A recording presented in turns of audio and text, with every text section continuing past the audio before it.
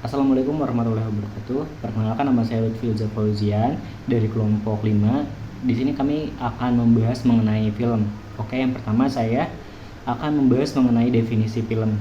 Film merupakan karya cipta seni dan budaya yang merupakan salah satu media komunikasi massa yang bersifat audiovisual, dibuat berdasarkan asas sinematografi, kemudian direkam pada pita film atau piringan film ataupun penemuan teknologi lainnya dalam segala bentuk. Menurut Effendi, film adalah media komunikasi yang bersifat audiovisual untuk menyampaikan pesan-pesan tertentu kepada sekelompok orang yang berkumpul di suatu tempat tertentu. Nama saya Ratu, saya akan menjelaskan sejarah film dunia. Film pertama kali dipertontonkan untuk khalayak umum dengan membayar itu berlangsung di Cafe Boulevard de Capucine. Itu tepatnya di Paris, Prancis pada tanggal 28 Desember 1895. Meskipun usaha untuk membuat citra bergerak atau film ini sendiri sudah dimulai jauh sebelum tahun tersebut, bahkan sejak tahun 130 Masehi. Namun dunia internasional mengakui bahwa peristiwa di Grand Cafe inilah yang menandai lahirnya film pertama di dunia. Meskipun Max dan Emil Skladanowski muncul lebih dulu di Berlin pada tanggal 1 November 1895, namun pertunjukan Lumiere bersaudara inilah yang diakui di kalangan internasional. Perubahan dalam industri perfilman jelas nampak pada teknologi yang digunakan, yang pada awalnya berwarna hitam putih dan bisu, menjadi berkembang hingga sesuai indera kita seperti berwarna, bersuara, dan macam-macam efek visual yang membuat film lebih hidup. Bagaimana dengan industri film Indonesia? Topik lama ini sudah 2 dekade lamanya menjadi bahan perbincangan kalangan film Indonesia. Film-film Indonesia selama 2 dekade ini dari 1980-an dan 1990-an terpuruk sangat dalam. Insan film Indonesia seperti tak berkutik menghadapi arus film impor. Masalah yang dihadapi harus diakui sangatlah kompleks, mulai dari persoalan dana, SDM, hingga kebijakan pemerintah. Persoalan ini dari tahun ke tahun semakin melebarkan jarak antara film bioskop dan penonton. 3 komponen yang seharusnya memiliki paman yang sama terhadap sebuah industri film. Saya Raffi Abdul Hanan ingin menjelaskan tentang fungsi film. Seringkali film ditonton hanya sekedar untuk menjadi hiburan, tetapi fungsi sebenarnya dalam film antara lain adalah fungsi informatif, fungsi edukatif, dan juga fungsi persuasif. Film sebagai media edukatif untuk sebagai pembinaan generasi muda dan rangka nation and character building. Ada juga beberapa fungsi lainnya dari film, yaitu pertama, sebagai media ekspresi dan artistik sutradara, kedua, media hiburan, ketiga, media komunikasi massa, dan keempat sebagai media pendidikan.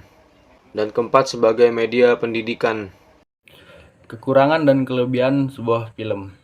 Kelebihan film adalah karakternya yang audiovisual menjadikan film lebih kuat dalam menyampaikan pesan pada halayak yang multikultur dan lintas kelas sosial. Perasaan dan pengalaman yang hadir saat menonton film pun menjadikan film sebagai media yang spesial karena dapat membuat halayak terbawa ke dalam film bersama dimensi parasosial yang dihadirkan. Bagi para pembuat film, film merupakan media yang sangat representatif atas ide-ide kreatif mereka, dan keakraban film terhadap halayak menjadikan ide-ide dan pesan pada para pembuat film lebih gampang diterima halayak. Kekurangan dari film adalah sebagai kontrol media film bisa jadi sangat multitafsir. Diperlukan analisa tersendiri untuk memahami unsur-unsur semiotik yang ditampilkan dalam film. Kemampuan film menembus batas-batas kultural di sisi lain justru membuat film-film yang membawa unsur tradisional susah untuk ditafsirkan, bahkan salah tafsir oleh penonton yang berasal dari kelompok budaya lain. Sedangkan kekurangan lain dari film adalah film-film yang dibuat dalam universalitas akan turut membentuk apa yang disebut common culture yang dapat mengikis lokalitas masyarakat tertentu. Film juga sangat memberikan efek pada orang yang menontonnya, terutama pada anak-anak, sehingga untuk jenis film tertentu seperti horor, kekerasan, dan pornografi akan memberikan pengaruh negatif bagi halayak. Dari segi industri, industrialisasi dan komersialisasi, film telah menjadikannya sebagai media yang dikomodifikasi.